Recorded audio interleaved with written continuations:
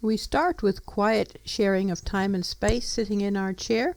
The hay gives the horse something to do if he's on restricted grazing, so the idea is to walk casually well outside the horse's personal space bubble, like another horse would move around the paddock, minding his own business.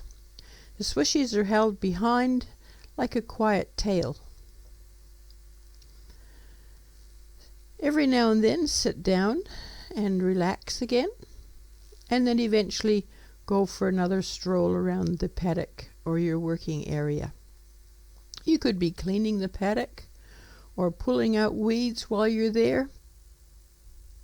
Occasionally do a greet and go exercise. So we walk over and greet, and then we go away again, not expecting the horse to do anything. Greet and go is a very powerful exercise. We do it every time we meet up with the horse. Greet and go, saying hello in the paddock. Let the horse make the final contact between his nose and your hand, then walk away. Greet and go.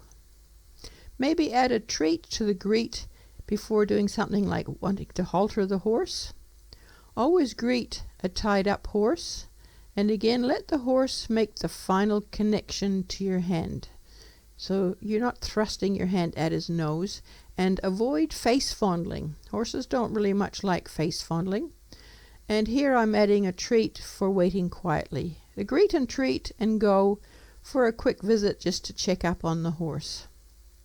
And here I'm doing a greeting before I open the gate to let Boots out for her morning strip of grass.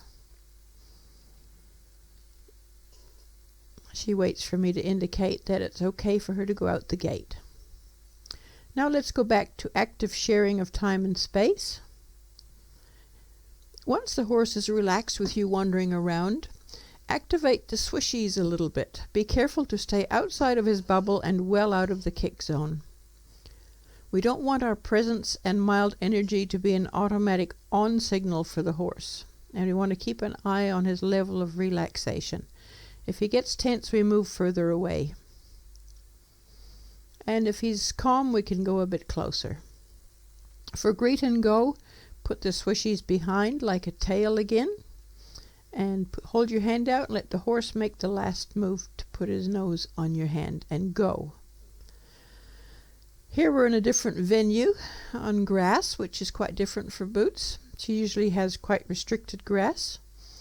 Bridget starts fairly wide and gradually gets closer, see if she can discover the limits, the edges of Boots' space bubble. And here she's approaching Boots to do a greet and go, but you can see that Boots is much too busy eating and too keen on the grass, so Bridget sort of says hello, and then she just wanders off again. Every now and then, go sit and relax and read your book or meditate, and then just start again, wandering around. And right there, Boots says, this is too close. You can see how she moved her hind end away. And next time Boots moves, Bridget will go further away. There, that's the edge of her bubble. And then she goes back to checking the size of her bubble after having a rest for a while. And you don't have to do this very often once the horse is actually used to the process. Hanging out together is always good.